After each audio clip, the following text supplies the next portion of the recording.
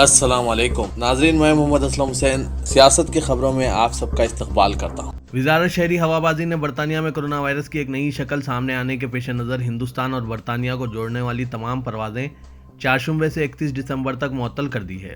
اس کے علاوہ وزارت نے کہا کہ منگل کی رات تک پروازوں کے ذریعے برطانیہ سے پہنچنے والے مسافرین کا احتیاطی اقدامات کے طور پر ایئرپورٹ پر پہنچنے پر کووڈ-19 ٹیسٹ کیا جائے گا۔ کئی ممالک مثلاً کینیڈا، ترکی، بیلجیم، اٹلی اور اسرائیل نے برطانیہ سے پروازوں پر پابندی لگا دی ہے۔ مہاراشٹر حکومت نے کرسمس اور نئے سال کی تقاریب سے قبل 22 دسمبر سے 5 جنوری تک احتیاطی اقدامات کے طور پر بلدی کارپوریشن کے علاقوں میں رات کے کرفیو کا اعلان کر دیا ہے۔ برطانیہ میں کرونا وائرس کی ایک نئی شکل پھیلنے کے بارے میں تشویش کے درمیان یہ فیصلہ کیا گیا ہے۔ ایک سرکاری بیان کے مطابق یورپ اور مغربی ایشیا کے ملکوں سے ریاست کے ایئرپورٹس پر پہنچنے والوں کے لیے 14 دن کے ادارہ جاتی کوارنٹائن کو لازمی کرنے کا بھی فیصلہ کیا گیا۔ اس کوارنٹائن پر پیر سے ہی عمل شروع کر دیا گیا ہے۔ دوسرے ممالک سے مہاراشٹر پہنچنے والے مسافرین کو ہوم کوارنٹائن ہونا پڑے گا۔ مرکزی وزیر صحت ہرش وردھن نے برطانیہ میں کرونا وائرس کی نئی شکل سامنے آنے کے درمیان کہا ہے کہ حکومت پوری طرح سے چوکس ہے اور پریشانی کی کوئی بات نہیں ہے۔ مرکزی وزارت صحت نے نئی شکل کے بارے میں غور کے لیے ایک مشترکہ مانیٹرنگ گروپ کا ایک ہنگامی اجلاس طلب کیا تھا۔ وردھن نے صحافیوں کے سوالوں کا جواب دیتے ہوئے کہا کہ حکومت پوری طرح سے چوکس ہے۔ حکومت نے گزشتہ 1 سال میں کووڈ-19 کی صورتحال سے نمٹنے کے لیے ہر ممکن کوشش کی ہے۔ مغربی بنگال کی وزیر اعلیٰ ممتا بنرجی نے مرکزی وزیر داخلہ و بی جے پی کے سابق صدر امت شاہ پر دروغ گوئی کا الزام عائد کرتے ہوئے کہا کہ سیاسی مفادات کی خاطر امت شاہ مسلسل جھوٹ بول رہے ہیں۔ امت شاہ نے کل پریس کانفرنس میں دعویٰ کیا تھا کہ مغربی بنگال میں گزشتہ 10 سالوں میں کوئی صنعت نہیں لگی ہے اور نہ ہی کوئی نئی نوکری پیدا ہوئی ہے۔ ممتا بنرجی نے کہا کہ بی جے پی سیاست کے لیے کچھ بھی کر سکتی ہے۔ بی جے پی دھوکہ دینے والی سیاسی جماعت ہے۔ امت شاہ نے کل بہت سارے جھوٹ بولے ہیں۔ چھوٹی اور درمیانی درجے کی صنعتوں میں ہم ملک میں پہلے نمبر پر ہیں۔ یہ دعویٰ میرا نہیں بلکہ مرکزی حکومت نے یہ معلومات دی ہے۔ مرکزی حکومت نے زرعی قوانین کے خلاف احتجاج کرنے والے کسانوں پر دباؤ ڈالنے کی حکمت عملی اختیار کر لی ہے۔ چنانچہ احتجاجیوں کی قیادت کرنے والی بھارتیہ کسان یونین پر سینٹرل ایجنسیوں کو خصوصی نظر رکھنے کے لیے کہا گیا ہے اور حکومتی ادارے یہ جاننے کی کوشاں ہیں کہ یونین کو اس کے فنڈز کہاں سے حاصل ہوتے ہیں۔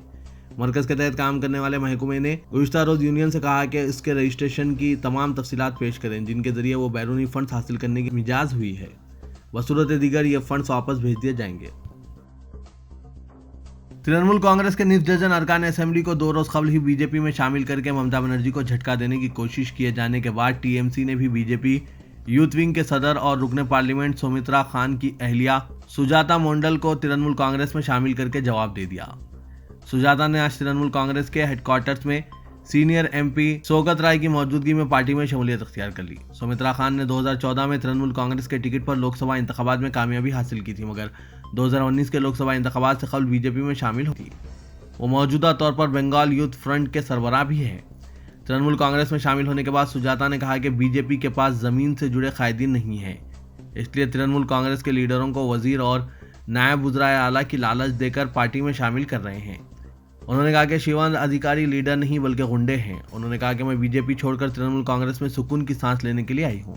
ان کے شوہر سومترا خان نے سجاتا کے فیصلے کو فاش غلطی قرار دیا اور کہا کہ وہ بہت جلد سجاتا کو طلاق کا نوٹس بھیجیں گے۔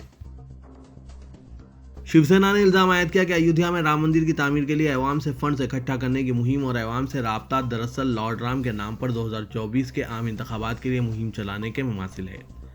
تاہم بی جے پی نے اس الزام کو خارج کرتے ہوئے کہا کہ یہ پارٹی کے لیے کوئی سیاسی مسئلہ نہیں ہے اور خود اس نے شیو سینا پر قبل ازیں رام مندر کی تعمیر کے لیے بھومی پوجن میں رکاوٹیں پیدا کرنے کا الزام عائد کیا۔ سامنا کے اداریہ میں کہا گیا ہے کہ عوامی عطیات کوئی سادہ معاملہ نہیں، یہ سیاسی ہے۔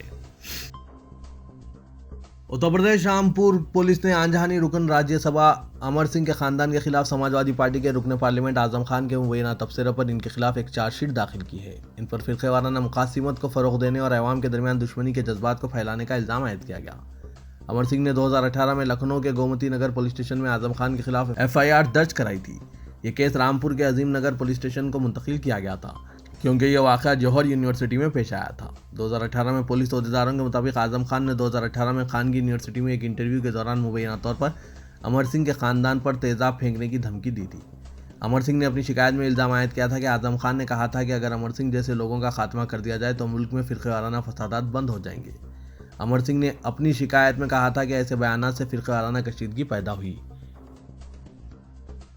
लव जिहाद के नाम पर उत्तर प्रदेश में योगी हुकूमत ने गैर कानूनी तब्दीली मजहब का जो ऑर्डिनेंस जारी किया है, इसकी कानूनी व जमहूरी हैसियत क्या है, वो दस्तूर आइन की रोशनी में जांचने का मसला है। इसी तरह एक शहरी को वतन अजीज में दस्तूर की रोशनी में जो मजहबी आज़ादी हासिल है, इस तनाजुर में योगी हुकूमत और इनके नक्शे कदम पर चलने वाली दीगर सूबाई सरकारों ने जो फैसले लिए हैं वो गैर जानिबदाराना बहस और इंसाफ पर मबनी नजरसानी का मौजू है। इसके अलावा लव जिहाद के नाम पर पूरे सूबे में मुस्लिम लड़के और लड़कियों पर उत्तर प्रदेश पुलिस के जो मजालिम और इनकी जो जानिबदाराना बर्बरियत और सितम है वो इंतहाई तशवीशनाक और काबिल मजम्मत है।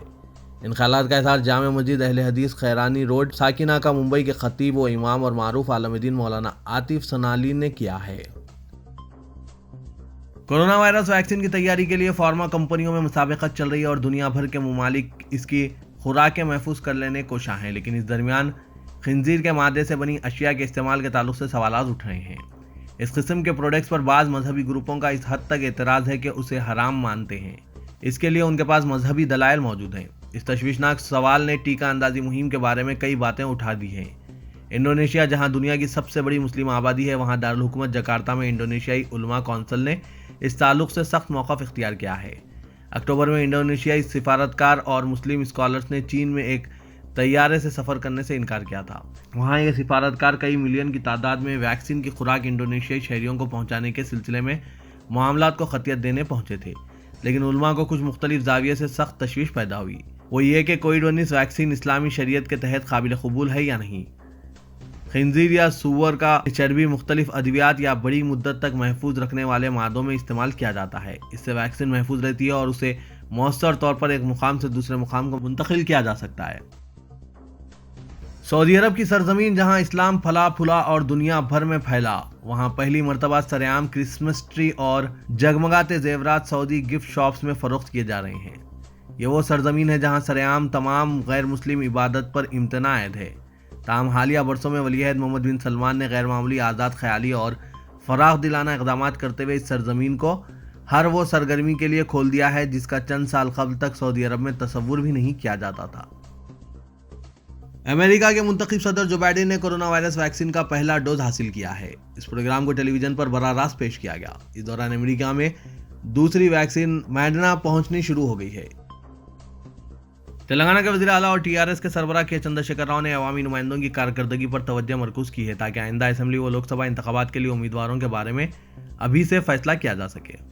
हालिया अरसे में टीआरएस को दो मौके पर इंतखाबी झटका लगा। 2014 में तेलंगाना रियासत की तश्कील के बाद से असेंबली और लोकसभा के आम इंतखाबात के अलावा तमाम ज़मनी इंतखाबात और मजालिस मुकामी के इंतखाबात में टीआरएस को गैर मामूली कामयाबी हासिल हुई। टीआरएस तेलंगाना में नाकाबिले तस्खीर ताकत के तौर पर उभरी और अपोजिशन जमातें अपने वजूद का एहसास दिलाने की जद्दोजहद करने लगे। ऐसे में दोबा के ज़मनी इंतखाबात में पार्टी कायदीन की हद से ज़्यादा खुद एतमादी ने पार्टी को नुकसान पहुँचाया और बीजेपी कामयाब हुई। इसी तरह ग्रेटर हैदराबाद के बल्दी इंतखाबात में टीआरएस अरकान की तादाद 99 से घटकर 56 हो गई। चीफ मिनिस्टर की जानिब से कराए गए मुख्तलिफ सर्वे रिपोर्ट्स के मुताबिक दोबाग में आंजहानी रुकन असेंबली रामलिंगा रेड्डी की बेवा और ग्रेटर हैदराबाद में ज़्यादातर मौजूदा कॉरपोरेटर्स को टिकट देना महंगा साबित हुआ है। चीफ मिनिस्टर ने आइंदा किसी भी नुकसान से बचने के लिए अरकान पार्लियामेंट और अरकान असेंबली की कारकर्दगी के बारे में सर्वे का आगाज़ किया है। सर्वे का मकसद अवामी नुमाइंदों के बारे में राय दहिंदों से तफसीलात हासिल करना है। अगर हल्क़जात के राय दहिंदे अरकान असेंबली व पार्लियामेंट की कारकर्दगी से मुतमईन ना हो तो इन्हें आइंदा इंतखाबात में टिकट से महरूम करने में सर्वे रिपोर्ट मददगार साबित होगी। तेलंगाना में कोरोना वैक्सीन की टीका अंदाजी के सिलसिले में महकमा सेहत ने सरकारी और खानगी सतह पर काम करने वाले 2,80,000 हेल्थ केयर वर्कर्स की निशानदेही की है। मुल्क में कोरोना वैक्सीन के मंजर आम पर आने के बाद तेलंगाना में सबसे पहले हेल्थ केयर वर्कर्स को कोरोना वैक्सीन की टीका अंदाजी की जाएगी। बताया जाता है कि पहले मरहले में 4 मुख्तलिफ ज़ुमरों के तहत अवाम की निशानदेही की गई है। मरकज़ी हुकूमत ने पहले 2 ज़ुमरों की निशानदेही की जिनमें हेल्थ केयर और फ्रंटलाइन वर्कर्स शामिल हैं, जिन्होंने कोरोना वबा के दौरान सूरत हाल से निपटने में अहम रोल अदा किया था।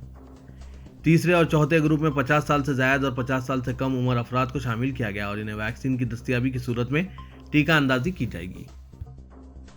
सुप्रीम कोर्ट ने एक अहम फैसला करते हुए हफीजपेट में वाक़ दरगाह हज़रत सालार औलिया के हक़ में वक्फ बोर्ड के मौक़िफ़ की तायीद की है। सुप्रीम कोर्ट ने तेलंगाना हाई कोर्ट के अहकामात पर हुक्म इल्तवा जारी कर दिया, जिसमें वक्फ बोर्ड के गज़ीट को मुअत्तल कर दिया गया था। हाई कोर्ट के फैसले के खिलाफ वक्फ बोर्ड ने सुप्रीम कोर्ट का दरवाज़ा खटखटाया और सीनियर कौंसिल की खिदमत हासिल की। सदर नशीन वक्फ बोर्ड मोहम्मद सलीम की खुसूसी दिलचस्पी से सुप्रीम कोर्ट में सीनियर कौंसिल ने वक्फ बोर्ड का मौक़िफ़ पेश किया, जिसे कबूल कर लिया गया। सुप्रीम कोर्ट के अहकामात 15 दिसंबर को जारी हुए थे, जिसकी कॉपी आज मौसूल हुई।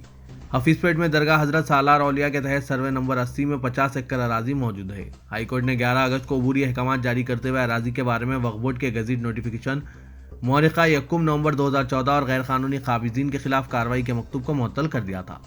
सुप्रीम कोर्ट के फैसले से वक्फ बोर्ड को दरगाह की अराजी के तहफ़्फ़ुज़ में कामयाबी हासिल हुई है। शहर हैदराबाद में साल 2020 के जराइम के शरह में 10% कमी रिकॉर्ड की गई है, जबकि साइबर क्राइम में इजाफा देखा गया। पुलिस कमिश्नर हैदराबाद अंजनी कुमार ने तारीखी उस्मानिया यूनिवर्सिटी आर्ट्स कॉलेज के रूबरू मुनक़िदा सालाना प्रेस कॉन्फ्रेंस से खिताब करते हुए कहा कि मजमूई तौर पर जारिया साल जराइम में कमी रिकॉर्ड की गई है। उन्होंने कहा कि साल 2019 में जुमला 25,187 मुकदमात दर्ज किए गए थे, जबकि 2020 में 22,641 मुकदमात दर्ज किए गए हैं। उन्होंने कहा कि ख्वातीन और बच्चों के खिलाफ जराइम में भी कमी देखी गई है। उन्होंने कहा कि साल 2020 पुलिस के लिए चैलेंज भरा साल था, क्योंकि इस साल कोविड-19 वबा, हैदराबाद का सैलाब और GHMC इंतखाबात जैसे अहम बंदोबस्त किए गए। उन्होंने कहा कि कोरोना वायरस से हैदराबाद सिटी पुलिस से वाबस्ता 39 पुलिस मुलाजमीन की मौत वाक़ई हुई है, जबकि 3,000 से ज़ायद पुलिस मुलाजमीन इस वायरस से मुतासिर हुए हैं। अंजनी कुमार ने कहा कि अमेरिका के शहर न्यूयॉर्क से भी हैदराबाद में जराइम कम रिकॉर्ड किए गए हैं। भारतीय जनता पार्टी के रुकने असेंबली टी राजा सिंह ने आज खुद अपनी पार्टी के खिलाफ सनसनीखेज रिमार्क्स किए हैं। उन्होंने कहा कि हिंदू मजहब और गाय के तहफ़्फ़ुज़ के लिए वो अपनी खुद की पार्टी पर भी तनकीद के लिए तैयार हैं। उन्होंने वाज़ेह किया कि वो ओहदों की ख्वाहिश नहीं रखते। राजा सिंह ने मरकजी हुकूमत से गाय को एक कौमी जानवर करार देने का मुतालबा भी किया। इंदिरा पार्क पर मुनक़िदा धरना प्रोग्राम के दौरान उन्होंने ये रिमार्क्स किए, जिसके दौरान गाय को कौमी जानवर करार देने का मुतालबा किया गया।